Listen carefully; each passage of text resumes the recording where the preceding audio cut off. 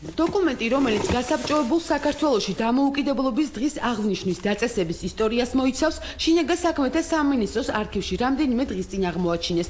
ცენტრალური კომიტეტის მიერ შედგენილ ოქმში წერია, რომ 1921 წლის 7 მაისს მაშინდელმა ხელმძღვანელობამ დამოუკიდებლობის დღეთ 26 მაისი გამოაცხადა.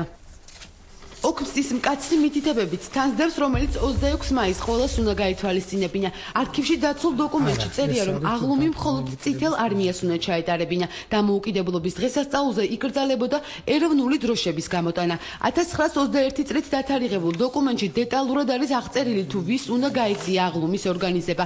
ამისთვის 5-კაციანი კომისია დაკომპლექტდა, რომელშიც მხოლოდ პროფესიული კავშირის მე-11 და წითელი არმიის წარმომადგენლები შედიოდნენ. გამოიკვეთა, რომ რამოდენიმე დოკუმენტია არის უნიკალური და უნდა აღინიშნოს, რომ ამის შესახებ თითქმის ჩვენთვის ცნობილი არაფერი არ იყო. გამოვყოფდი ერთ-ერთ მათგანს, რომელიც არის მე-14 ფონდში წარმოდგენილი. ეს არის საქართველოს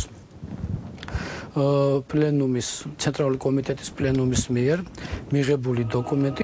საბჭოთა რეჟიმმა გადაწყვეტილება 26 მაისის შესახებ ერთ წელიწადში შეცვალა. ამ ფაქტს არქივში მიკვლეული კიდევ რამდენიმე ისტორიული აქტი მიუთითებს. 1922 წლის ჩანაწერებში თარიღი იცვლება და დამოუკიდებლობის დღეთ 25 თებერვალი სახელდება. დოკუმენტს ხელს მაშინდელი ცენტრალური კომიტეტის მდივანი აწერს.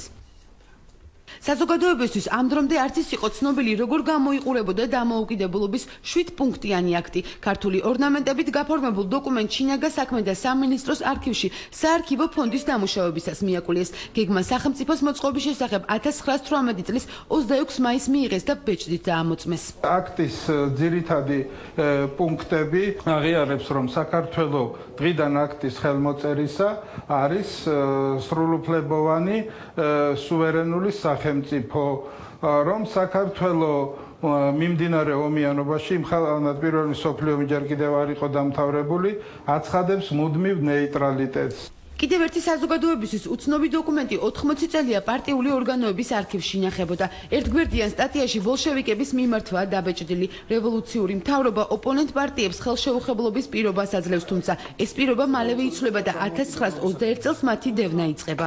დეკრეტის ძალით გამოცხადა ამნისტია ყველა იმ პოლიტიკური პარტიებისა და ჯგუფებისა, რომლებიც აქტიურად გამოდიოდნენ საქართველოს საბჭოთა ძალაუფლების და კომუნისტური პარტიის წინააღმდეგ. არქივებში მიკვლეულ ისტორიულ დოკუმენტაციას სპეციალისტები უფრო დაწვრილებით შეისწავლიან.